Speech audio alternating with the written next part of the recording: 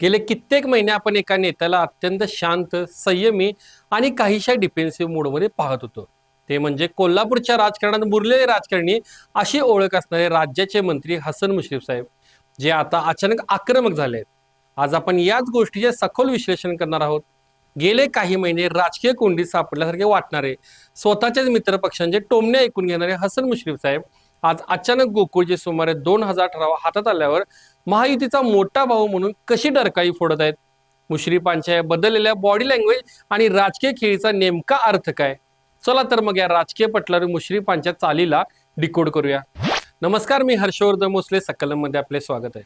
विश्लेषणाची सुरुवात करूया मुश्रीफांच्या गेल्या काही महिन्यांच्या राजकीय वाटचालीपासून. राजकारणात नेत्याची बॉडी लँग्वेज आणि त्याची वक्तव्य हे त्याच्या राजकीय ताकदीचा आरसा असतात. गेले कित्येक दिवस आपण पाहिलं असेल, हसन मुश्रीफ यांची भूमिका ही बचावात्मक म्हणजे अत्यंत डिफेन्सिव्ह होती. याची दोन ठळक उदाहरणे आपण पाहिली. पहिले उदाहरण म्हणजे कोल्हापूर महानगरपालिकेच्या निवडणुकीच्या संदर्भातील जागा वाटपाची चर्चा, आणि दुसरे उदाहरण म्हणजे जिल्हा परिषद निवडणुकीच्या वेळची त्यांची मवाळ भूमिका. ज्या हसन मुश्रीफांच्या शब्दाला कोल्हापूर जिल्ह्यात एकेकाळी अंतिम निर्णय मानला जायचं, तेच मुश्रीफ साहेब मित्र पक्षांशी जुळवून घेताना, त्यांच्या जागा सोडवताना किंवा काही प्रसंगी नमते घेताना दिसतात.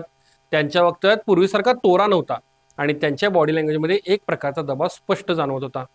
अनेकांना वाटलं की ईडीची कारवाई, राष्ट्रवादीतील फूट आणि बदललेली राजकीय समीकरणे यामुळे मुश्रीफ साहेबांची राजकीय ताकद क्षीण झाली आहे. त्यांनी राजकीय तडजोडीचा मार्ग स्वीकारला आहे. पण हा शांततेचा काळ म्हणजे वादळापूर्वीची शांतता होती हे कोणाच्याच लक्षात आलं नाही. हीच डिफेन्सिव्ह भूमिका मुश्रीफांनी गोकुळच्या निवडणुकीच्या सुरुवातीच्या टप्प्यातही कायम ठेवली. या निवडणुकीच्या रणांगणात जेव्हा मुश्रीफ उतरले तेव्हा त्यांच्यावर विरोधी पक्षांकडून तर टीका होत होतीच, पण सर्वात मोठं आश्चर्य म्हणजे महायुतीतील त्यांचे मित्रपक्षी त्यांच्यावर कुरघोडी करत होते. महायुतीचेच घटक आणि मित्रपक्ष मानले जाणारे आमदार शिवाजीराव पाटलांनी मुश्रीफांच्या भूमिकेवर थेट टीका केली.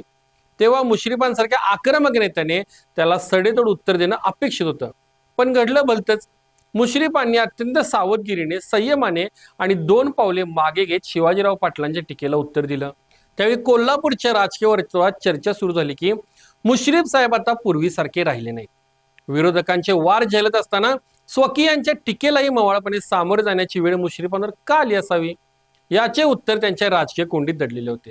त्यांना माहित होतं की जोपर्यंत हातात अस्त्र येत नाही तोपर्यंत शांत राहणं शहाणपणाचं आहे.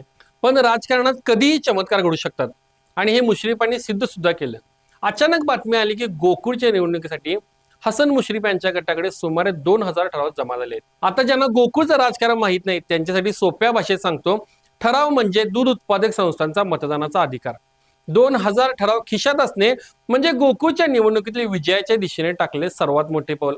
हा आकडा एक आकडा नाहीये, तर हे कोल्हापूरच्या ग्रामीण अर्थकारणावर आणि सहकारावर मुश्रीफांचं असलेलं निर्विवाद वर्चस्व आहे. ज्या नेत्याला काही दिवसांपूर्वी राजकीय कोंडीत पकडल्याचं मानलं जात होतं, त्या नेत्याने शांतपणे पडद्यामागे सूत्रे हलवली आणि गोकुळमधील दूध संस्थांचे 2000 ठराव आपल्या पारड्यात पाडून घेतले. हा मुश्रीफांचा सायलेंट मास्टर स्ट्रोक होता. 2000 ठराव हातात येताच मुश्रीफांची भाषा आणि बॉडी लँग्वेज बदललेली दिसते.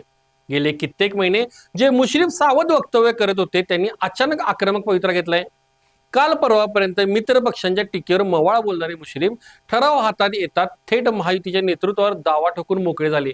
त्यांनी स्पष्ट शब्दात आणि आक्रमक बॉडी लँग्वेजसह जाहीर केले की गोकुळच्या निवडणुकीत राष्ट्रवादी काँग्रेस पक्षच महायुतीचा मोठा भाऊ म्हणून नेतृत्व करेल. मोठा भाऊ हा शब्द राजकारणात खूप वजनदार आहे. या एका वाक्याने मुश्रीफांनी अनेक टार्गेट साध्य केले आहेत. पहिलं टार्गेट साध्य झाले म्हणजे मित्र पक्षांना इशारा. जे आमदार शिवाजीराव पाटील किंवा इतर महायुतीचे नेते त्यांच्यावर टीका करत होते त्यांना त्यांनी स्पष्ट संदेश दिलाय की ताकद माझ्याकडे आहे, त्यामुळे अटी माझ्यात चालतील. दुसरं टार्गेट साध्य झाले म्हणजे विरोधकांना आव्हान. महाविकास आघाडीने विशेषतः सत्तेज पाटील गटाला थेट इशारा आहे की गोकुळमधील आमचे वर्चस्व अजूनही अबाधित आहे. तिसरं आणि सर्वात महत्वाचं टार्गेट साध्य झाले ते म्हणजे कार्यकर्त्यांमध्ये ऊर्जा. बॅकफुटवर गेलेल्या राष्ट्रवादीच्या कार्यकर्त्यांमध्ये एका झटक्यात ऊर्जा भरण्याचं काम या 2000 ठरावांच्या आकड्याने आणि मुश्रीफांच्या आक्रमक विधानाने केलंय. या संपूर्ण घडामोडीचे आपण जर विश्लेषण केले तर आपल्याला राजकारणात एक मोठा नियम समजतो. पॉवर शिफ्ट द नरेटिव्ह, म्हणजेच सत्ता आणि ताकद कथानक बदलते.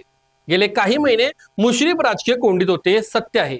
त्यांच्या पक्षातील दुफळी, सरकारमधील दबाव आणि स्थानिक पातळीवरील विरोधकांचे आव्हान यामुळे ते जाणून बुजून डिफेन्सिव्ह मोडला होते.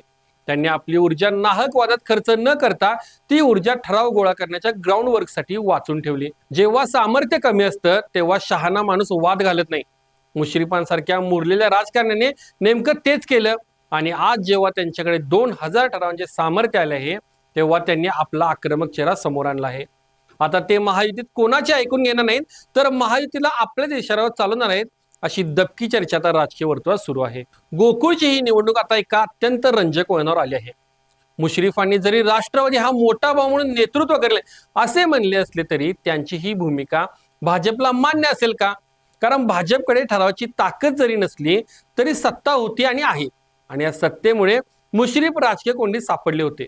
पण आज सुमारे 2000 ठराव हातात आल्यानंतर हसन मुश्रीफ यांची जी राजकीय पोझिशन आहे ती पाहता भाजपला सुद्धा गोकुळची निवडणूक हसन मुश्रीफ यांच्याशिवाय होऊ शकत नाही हे मान्य करावे लागेल का?